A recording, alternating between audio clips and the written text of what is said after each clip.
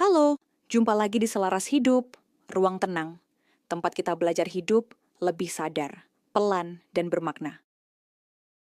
Kalau kamu sering merasa lelah dengan ritme hidup yang serba cepat, mungkin kamu pernah dengar dua gaya hidup ini, slow living dan minimalism.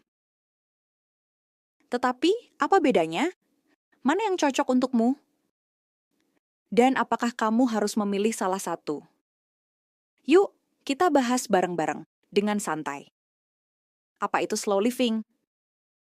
Slow living bukan berarti hidup lambat atau malas, tapi soal memperlambat untuk lebih hadir. Ini soal memilih kualitas, bukan kuantitas. Orang yang menjalani slow living biasanya mengurangi distraksi, menikmati proses, bukan hanya hasil, lebih sadar dalam mengambil keputusan. Contohnya, bangun pagi tanpa buru-buru, membuat kopi sendiri, atau memilih offline sejenak untuk benar-benar terhubung dengan diri. Apa itu minimalisme? Minimalism adalah gaya hidup yang fokus pada hal-hal esensial.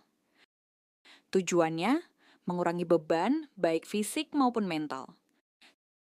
Tapi minimalism bukan cuma soal punya 33 baju atau rumah super putih.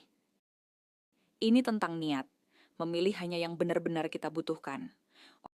Orang yang hidup minimalis biasanya mengurangi konsumsi barang, fokus pada fungsi, bukan gengsi, merawat barang yang mereka punya.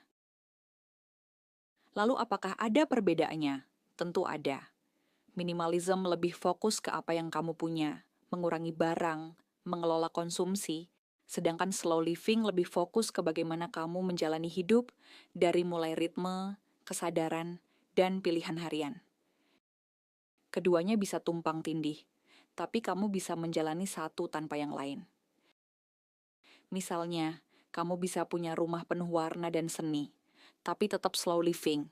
Kira-kira, mana yang cocok buat kamu? Kita semua unik, jadi yang cocok buat orang lain belum tentu cocok buat kamu. Coba refleksiin ini. Kamu lebih sering kelelahan karena ritme hidup, atau karena terlalu banyak barang dan distraksi visual? Apakah kamu butuh ruang fisik yang lebih lapang atau waktu yang lebih pelan? Apa yang membuat kamu merasa ringan, misalkan merapikan atau memperlambat langkah?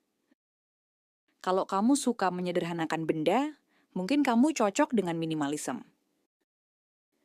Kalau kamu ingin lebih sadar dalam setiap langkah, slow living bisa jadi jalanmu.